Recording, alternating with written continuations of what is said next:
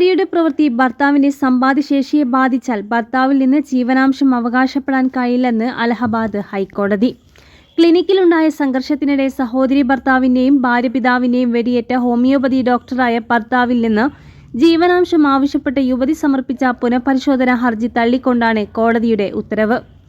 ജീവനാംശം ആവശ്യപ്പെട്ട് ഭാര്യ നൽകിയ അപേക്ഷ തള്ളിയ കുശിനഗർ കുടുംബ കോടതി വിധി ശരിവച്ച ജസ്റ്റിസ് ലക്ഷ്മികാന്ത് ശുക്ല അത്തരമൊരു സാഹചര്യത്തിൽ ജീവനാംശം നൽകുന്നത് ഗുരുതരമായ അനീതിക്ക് കാരണമാകുന്നുവെന്നും നിരീക്ഷിച്ചു. ഭാര്യയുടെ കുടുംബത്തിന്റെ ക്രിമിനൽ പ്രവർത്തികൾ മൂലം ഭർത്താവായ വേദ് പ്രകാശ് സിംഗിന് വരുമാനശേഷി നഷ്ടപ്പെട്ടിരിക്കുന്ന സാഹചര്യം മുൻനിർത്തിയാണ് കണ്ടെത്തൽ.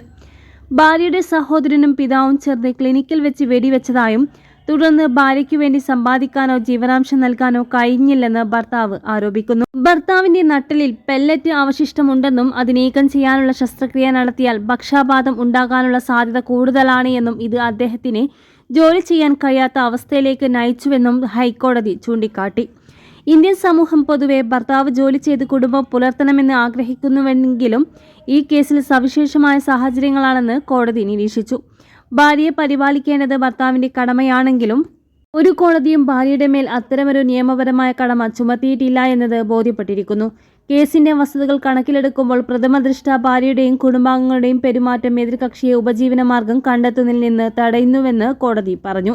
ഒരു ഭാര്യ സ്വന്തം പ്രവൃത്തികളാലോ ഒഴിവാക്കലുകളാലോ ഭർത്താവിന്റെ സമ്പാദ്യശേഷി ഇല്ലാതാക്കാൻ കാരണമാകുകയോ അതിനായി സംഭാവന നൽകുകയോ ചെയ്താൽ അത്തരമൊരു സാഹചര്യം കണക്കിലെടുത്ത് ജീവനാംശം അനുവദിക്കാനാകില്ല. ഇത്തരം സാഹചര്യങ്ങൾ ജീവനാംശം നൽകുന്നത് ഭർത്താവിനോട് ചെയ്യുന്ന കടുത്ത അനീതിക്ക് കാരണമായേക്കും.